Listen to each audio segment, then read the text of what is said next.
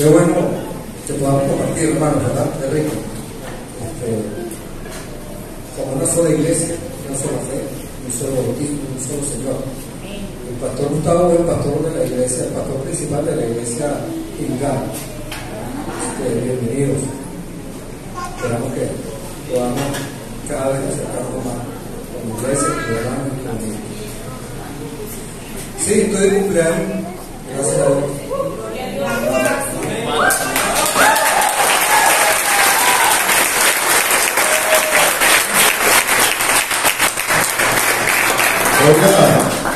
Voy a ver qué se siente cumplir 43 años.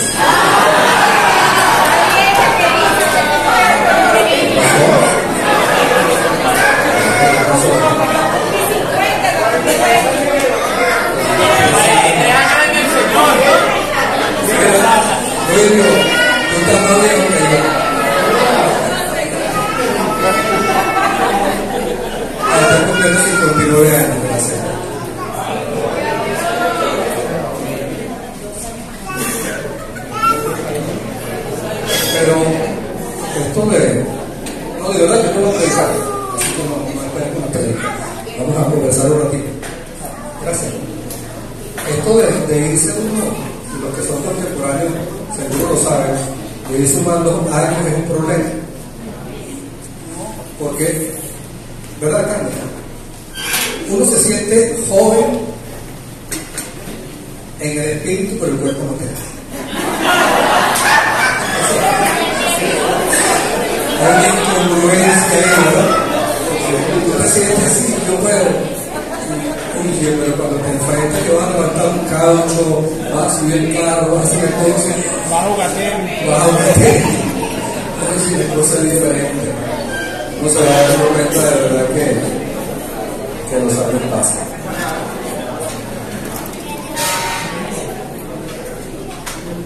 Vamos a leer en la versión Reina Valera, en el capítulo 20, el tema de la resurrección. Y vamos a desarrollarlo entre todos los que estamos acá, que podamos aportar un poquito.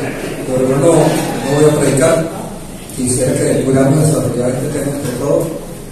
Y el Señor nos va a ayudar. Creo que es una de las mejores maneras de aprender cuando podemos ser participativos y podemos ir construyendo entre todos. Y así nos va quedando lo que podemos ir construyendo entre todos como iglesia. Además estamos en una fiesta. Estamos en una celebración y de que podamos disfrutar la celebración y podamos disfrutar la fiesta. Y debemos prepararnos, porque como es evidente para todos, el mundo está cambiando, las cosas están cambiando, nuevas generaciones, nuevos retos, nuevas situaciones a que enfrentarnos. Y como en una prédica pasada que hablaba sobre el tema del rapto, ¿recuerdas?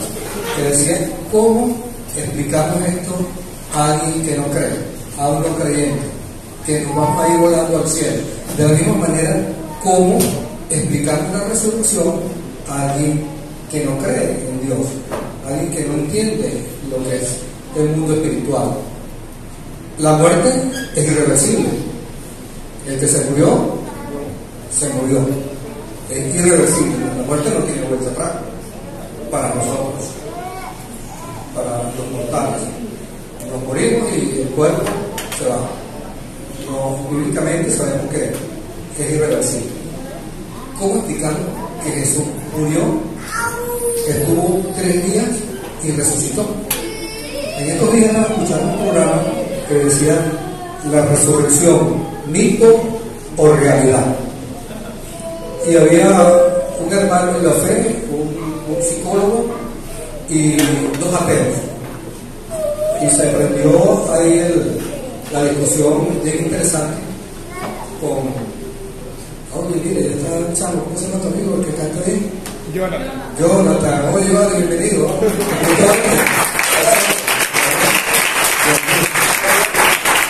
Estuvimos celebrando el cumpleaños de Giovanni en estos días en su restaurante y pusieron karaoke, ¿no? Y cantó Jonathan, y el señor que está allá, ese hombre canta bien, ¿verdad? Canciones de Vicente Fernández, y nos sorprendió cantando ahí. Oye, verdad. Qué gusto ver que con mentira, ¿verdad? Que te lo digo. Y si quieres cantar, también te lo digo. Como voy a cantar.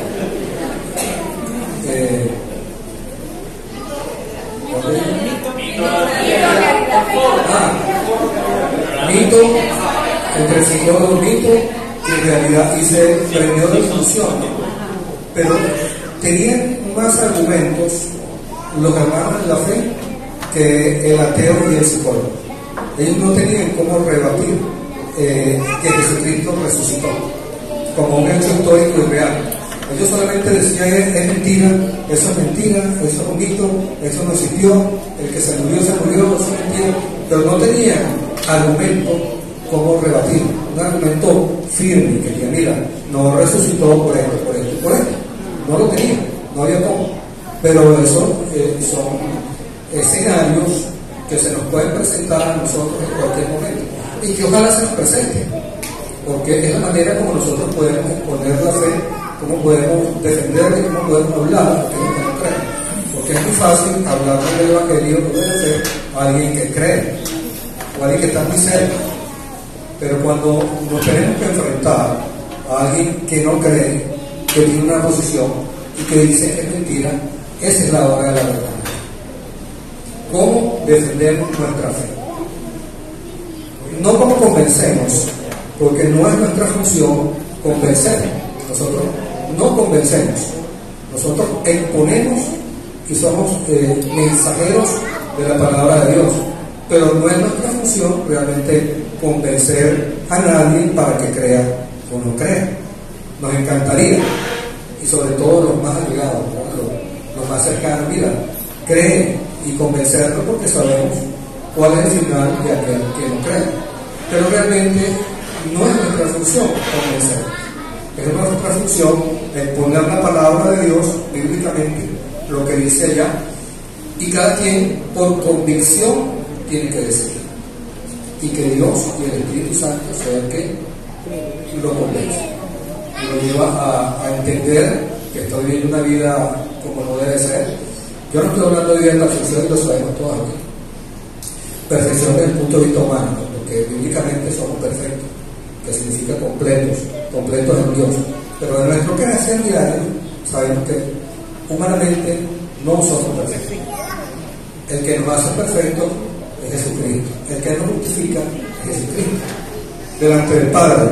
Pero lo que nos movemos día a día aquí, sabemos cómo nos desenvolvemos, sabemos cómo es nuestra vida y qué es lo que hacemos. Así que yo creo que es necesario irnos preparando para lo que viene, que eso está a la vuelta de aquí. Eso no tarda mucho, eso está a la vuelta de aquí. Todos estos movimientos nuevos que vienen llegando. Mi esposa siempre me comenta, ¿qué hacemos si llega alguien del movimiento y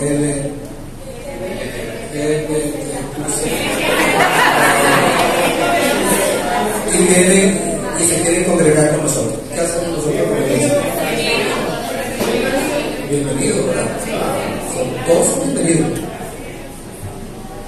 Pero tenemos que hablar de la palabra de Dios. Y cada quien decide. Y si decide, no, yo no creo en eso y sigue viniendo. Está sembrando la semilla. Está sembrando. Sigue regando la semilla. Ojalá todos pensáramos así. Y no hubiese lo que pueden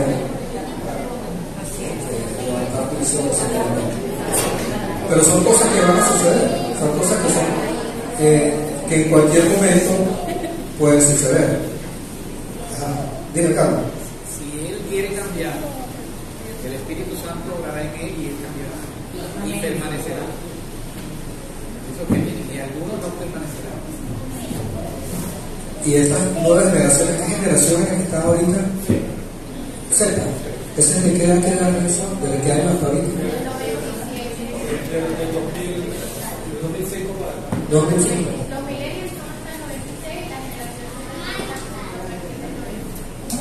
97. ¿Qué edad tiene? ¿Uno que nació en el 97? 25. 35. 25.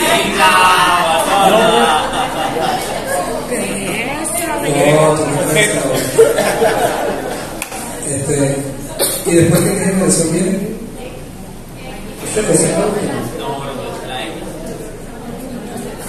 ¿Cuál? ¿Sabes? ¿Saben cuál es? ¿Cuál? Gabriel, ¿cuál es la última? 23. Menores de 20 años de edad. Estos jovencitos menores de 20 años que no son criados en el evangelio, no tienen una mamá o un papá creyente, no tienen este cercano al evangelio. ¿Qué piensan ellos? ¿Qué piensan ellos de verdad? ¿Qué hay en su mente? ¿Puedes hablar un poquito más de todas las cosas?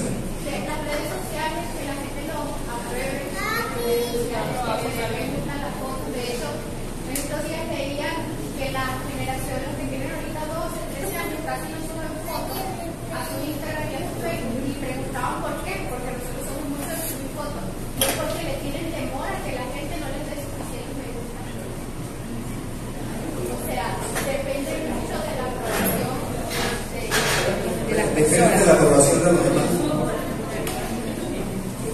¿Y qué pensarán ustedes?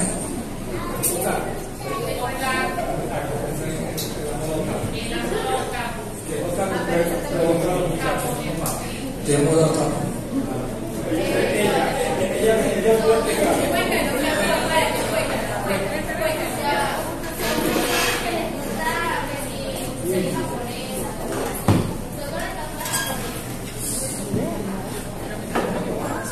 Los que son fanáticos de la cosa, por eso.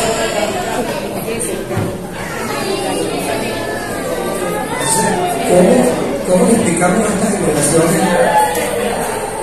¿Cómo le explicamos a estas generaciones de Jesús? ¿Cómo le explicamos de un Jesús resucitado? De un Jesús que murió, que vino al mundo con un fin, con un objetivo. Murió, estuvo 3 días muerto y después resucita. ¿Cómo explicamos, cómo hacemos entender eso? Que alguien tuvo 3 días muerto y después resucitó. Sí, pero eso lo sabe usted y lo sé yo, que es por fe, pero lo de fuera.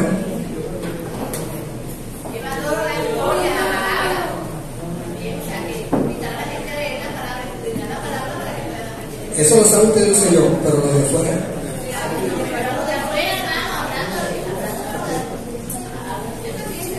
¿Ves? Si tú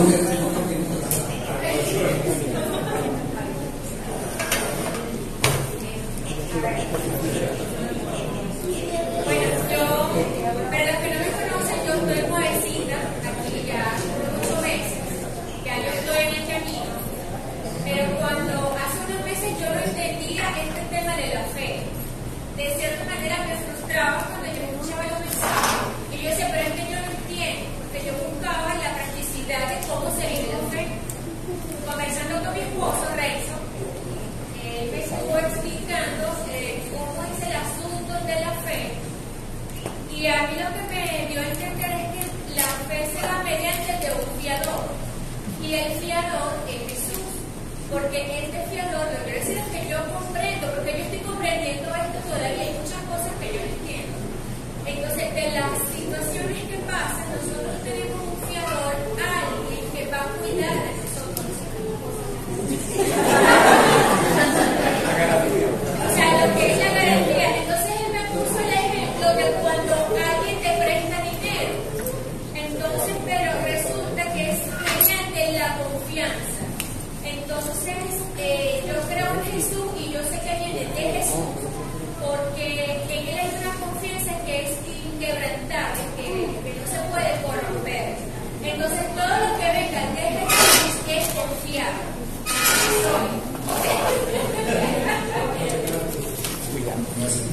Ay, la resurrección también te la puedo explicar.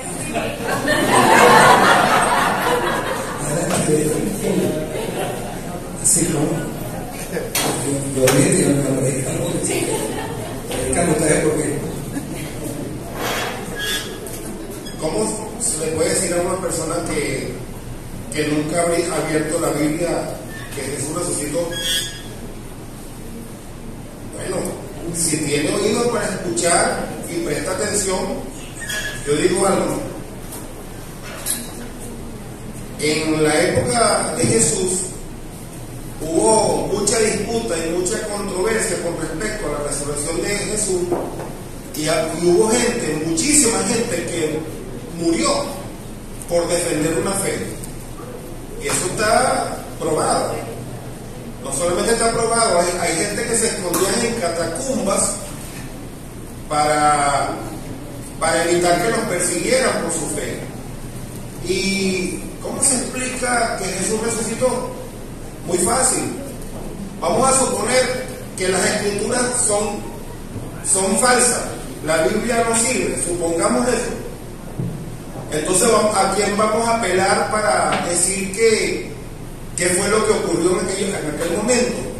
Bueno, vamos a apelar a los escritores que no son creyentes y que relataron cosas de la época. Y por ejemplo tenemos un escritor llamado Flavio Josefo, y Flavio Josefo era el primer interesado en Chepa Candela, el gordo y la flaca, o sea, Globovisión, qué sé yo, la hojilla, zurda conducta, lo que usted quiera decir. El primer interesado en demostrar que Jesús no había resucitado era Flavio Josefo. ¿Por qué? Porque precisamente la disputa era si resucitó o no.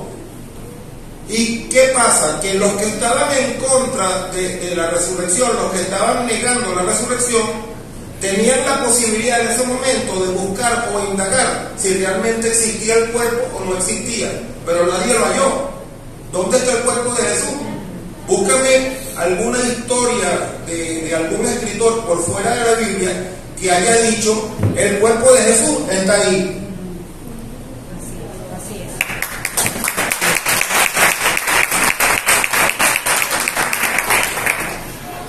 ¿Alguien más tiene la fuerza de duda? Yo creo que con el testimonio, con nuestro propio testimonio, podemos llevar a la gente que no cree a creer. O sea, yo lo digo porque a raíz de lo que yo viví y las cosas inexplicables que pasaron a mi alrededor, de donde vino todo, o sea, y lo cuento, y a cada persona que veo se lo digo, y se lo digo con pelos y señales, porque tienen que saber que existe. Que lo que pasa no son cosas que pasan en la vida, son milagros del Señor. Y así he llevado yo mucha gente a venir aquí a escucharme, y sobre todo también con nuestra actitud, con nuestro cambio. O sea, no podemos decir que somos seguidores de Cristo y creemos en su resurrección y en su vida y en sus milagros si nosotros no empezamos a cambiar desde adentro en nuestros tratos y los demás.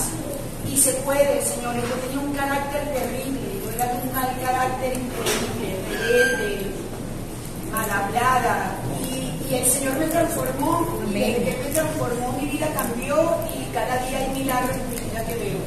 Y lo que tenemos que hacer como creyentes es eso, llevar a donde podamos los testimonios de lo que Jesús hace en nosotros y en nuestra vida. Amén. Es la única manera. Amén. Una teoría que me gusta mucho para nuestros casos de un creyente y no creyente, y era que el no creyente, por supuesto, no creía la teoría del creyente, que era que había resurrección y por supuesto salvación después, y si la persona moría no tenía la salvación, y el creyente le dice al no creyente, bueno, vamos a suponer, vamos a verlo así, vamos a suponer que todo lo que tú estás diciendo, que no creen en la resurrección, que no creen que Jesús murió, que no hay vida después de la muerte, vamos a suponer que tú tienes razón. Y bueno, moriste. Y pasó como tú dices. Él le va a decir, ¿qué perdí yo? En creer que sí existía la muerte, la salvación, y la persona le dice, nada. No perdí nada, pero supongamos que yo tengo razón, que después de la muerte hay vida, y que es cierto lo que yo te estoy diciendo. ¿Qué perdiste tú? y me quedo consultoría para el efecto de creyente y no creyente. Creo que también estaba hablando de la generación Z y estaba buscando ahorita rapidito y hay una generación que se llama generación Alfa. Generación Alfa comienza a partir de 2010 hasta de 2010 hasta el 2020. Creo que es esa generación Alfa. Ya nosotros estamos aquí en la iglesia, estamos bien cómodos, estando aquí hablando todos y diciendo que podemos hablar de Jesús directamente, pero también tenemos que hablar desde la empatía, hablar también desde esos puntos de esos muchachos que están allá, esos muchachos que realmente no conocen de Jesús, que no están pensando en que la primera cosa que van a escuchar es: mira, Cristo te ama, diciendo eso de primera boca, cuando están metidos en TikTok, están metidos en todas las redes sociales y tienen cosas más importantes que hacer que escuchar tu sermón. Yo creo que hay que actuar más desde la empatía. La empatía es colocarse en los zapatos de los chicos que están allá afuera, saber qué es lo que están viviendo, ponernos a investigar qué es lo que realmente ellos padecen en este momento, cuáles son sus sentimientos, cuáles son sus emociones. Muchos de esos chicos en este momento están sufriendo de depresión, están sufriendo de ansiedad. Son cosas que muchas veces no hablamos, pero que están ahí vigentes. Y muchas veces más cerca de nosotros de lo que nosotros pensamos. Son esas cosas con las que tenemos que empatizar con esos muchachos que nada más están pendientes de un like y viven a través de eso. Y si no les dan un like suficiente, entonces se cae su mundo y se destroza. Ahí es donde tenemos que empatizar. Y desde ese punto de vista es que podemos llegar a ellos, diciendo que hay una persona más importante, que no hay like que le gane a esa persona. Así es. Amén. Pero es llegar a ese punto de vista. Ahorita estamos en una era virtual, pero también nos tenemos que necesariamente empapar de esa era virtual para también que esos muchachos conozcan a través de eso de nosotros. No nos despeguemos de lo que estamos viviendo, ministremos a través de lo que está sucediendo. Amén. Amén.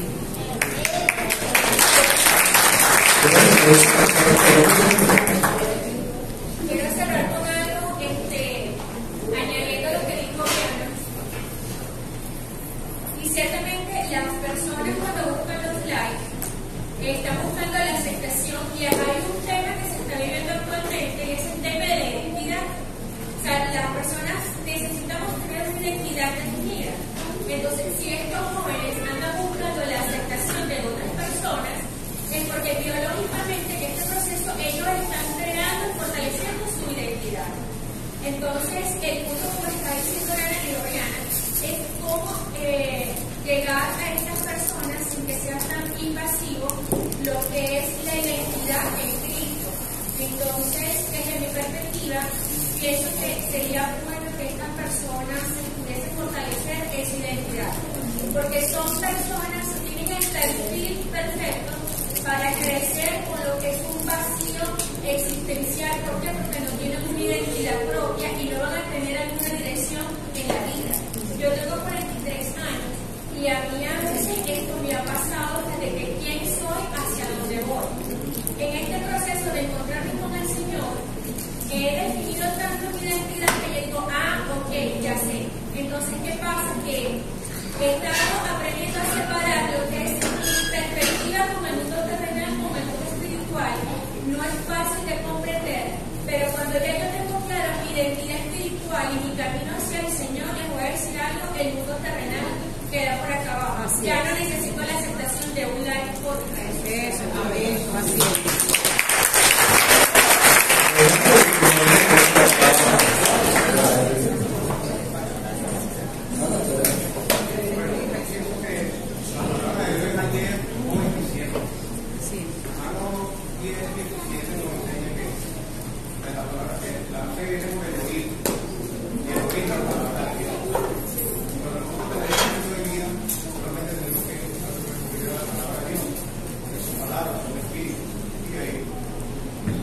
Amén. Amén. Vamos a leer en la Reina Valera 1960, resurrección. Juan 20, 1 al 16. El primer día de la semana, ¿cuál es? María Magdalena, ¿quién era? ¿Qué pasó con María Magdalena? Fue liberada el 7 de enero.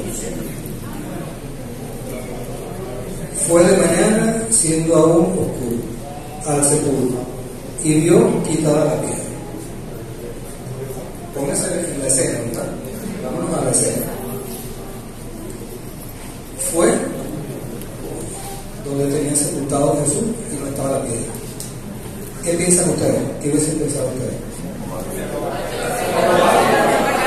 ¿Qué pasó? Lo sepultamos hace 3 días y rodaron la piedra. ¿Qué pasó? ¿Qué pasó aquí? ¿Qué pensamos que pasó? Se robaron. Saquearon el cementerio, ¿no? Se robaron el cuerpo. Entonces corrió y fue a Simón Pedro y al otro discípulo. ¿Quién era el otro discípulo? ¿Dónde dice? Juan. ¿Dónde?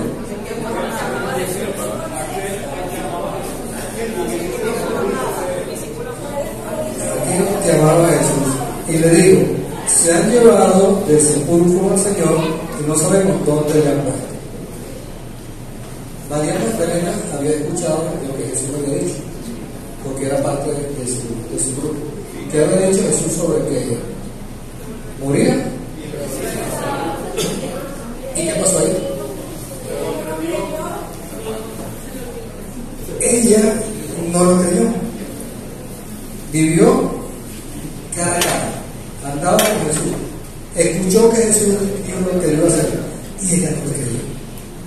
Y los que están afuera, nosotros esperamos que creyendo que esto lo van a creer.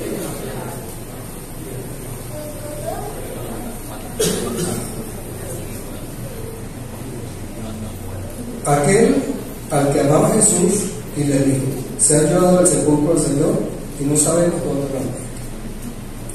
Y salieron Pedro y el otro discípulo y se fueron al sepulcro. Corrían los dos juntos, pero el otro discípulo corrió más a prisa que Pedro. ¿Qué quiere decir esto? Que a lo mejor era mejor, ¿verdad?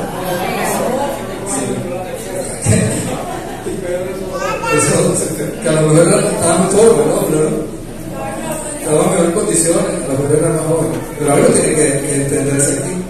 Si corrieron juntos, ¿a quién corre nadie? ¿Cómo?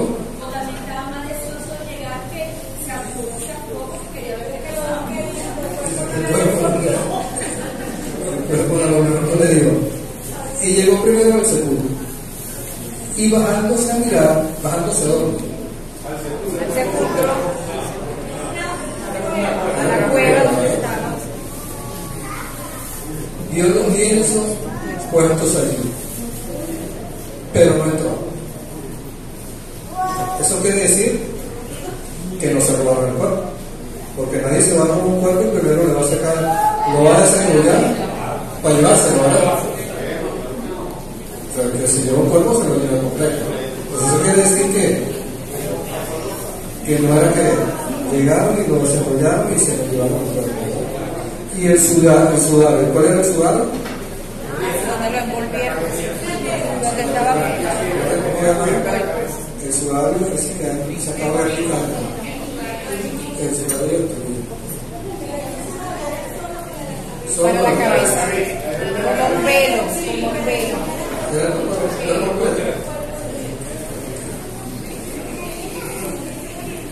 Que había estado sobre la cabeza de Jesús, no puesto con los pies. ¿Qué significa esto? Estaba en otro lado. Indudablemente se levantó, se lo quitó y lo puso aparte. ¿Cómo se desarrolló? No sabemos. Pero eso estaba aquí. Y lo puso como delito y lo otro lienzo que coloca en la cabeza aparte.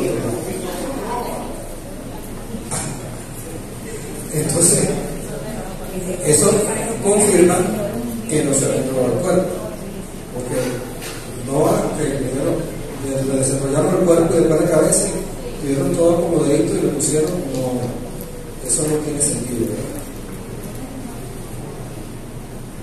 Entonces entró también el otro discípulo que había venido primero al sepulcro y vio y creyó.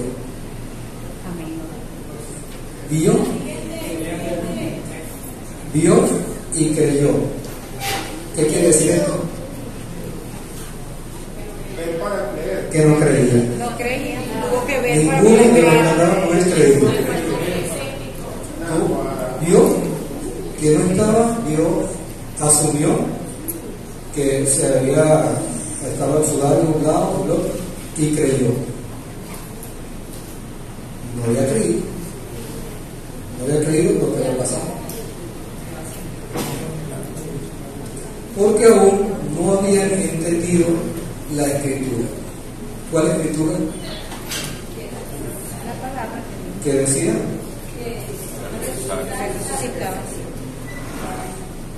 que era necesario que resucitara los muertos. Y volvieron los discípulos a los suyos. Después el título en esta Biblia dice: Jesús se aparece a María Magdalena. Pero María estaba afuera llorando junto al sepulcro. ¿Por qué lloraba María? Porque se ganó el sepulcro, ¿verdad? Sí. Aún no creía. Estaba llorando por el cuerpo de Jesús. María Magdalena, la que le había sacado demonio, la que había andado con él, la que había escuchado que Jesús era necesario que muriera y que ese día tenía que resucitar, y aún ella no creía. Y mientras lloraba, se inclinó para mirar dentro del sepulcro. ¿Qué quiere decir? Revisando ahí, ve, ¿será que estará? Y volvió y veía y le seguía llorando, a veces era cierto, a veces era cierto, y seguía llorando y volvía a ver y seguía llorando. Tratando de convencerse si estaba o no ahí. Sí, esa. ¿Qué pasó? ¿Qué pasaría? ¿Qué pasaría? Y lloraba y qué pasaría. Y está asumiendo, ¿no? Pero lloraba y se asomaba, ¿no? Y lloraba. El 12, y vio a 2 ángeles con vestiduras blancas. Creo que nosotros los evangelios hablan de un joven, un ángel, y aquí Juan lo habla de esa manera, ¿no? Que estaban sentados, el uno a la cabecera y el otro a los pies. ¿Qué pasaría si nosotros viéramos dos ángeles?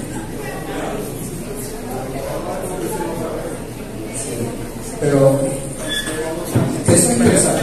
O sea, a lo mejor lo hemos visto y no sabemos. Esto debería ser un programa que se explica eso. Pero yo creo que estos no eran personas así como, no lo sé, como normal. Pero habla de 2 ángeles. ¿Qué pasaría si usted ve 2 ángeles? ¿Qué pasaría si tú ves 2 ángeles? ¿Cómo? Sí. Sí, que de repente tenemos un ángel de frente y no sabemos. ¿Cómo son los ángeles? No sabemos. Uno lo ¿Cómo ve, son los ángeles? no sabemos, lo imaginamos con alas. Pero no sabemos. ¿Quién ha visto un ángel aquí? Pero que lo sepamos, quién ha visto un ángel aquí. Que se lo pregunte bien. ¿Y cómo? Si se nos presentó, ¿cómo sabemos que es un ángel o que no es un ángel? A 5 minutos. Están 5 minutos.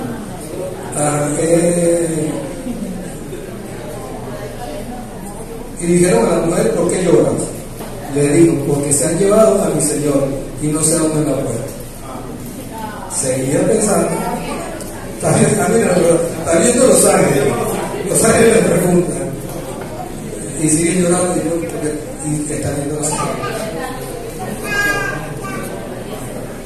Cuando le he dicho esto, se volvió y vio a Jesús que estaba allí mas no sabían que era Jesús. Jesús le dijo: mujer, ¿por qué lloras? ¿A quién buscas? Ella, pensando que era el hortelano, le dijo: Señor, si tú lo has llevado, dime dónde lo has puesto, y yo lo llevaré. Jesús le dijo: María. Volviéndose a ella, le dijo: Raboni, que quiere decir maestro. Jesús le dijo: no me toques, porque aún no he subido a mi Padre.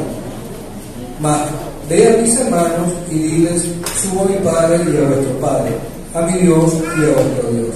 Fue entonces María Magdalena para dar a los discípulos las nuevas que había visto al Señor y que él había dicho estas cosas. Nos quedan como 3 minutos nada más. Se quedan mucho tiempo para seguir. Jesús te marcó un antes y un después. Este acto es la mayor o una de las mayores pruebas de fe para nosotros los creyentes. Una de las mayores pruebas de fe para nosotros los creyentes. Pablo dice que si Jesús no hubiese resucitado, en vano es nuestra fe. Resurrección es volver a la vida. La muerte es irrevocable. Solamente Jesús regresó de la muerte.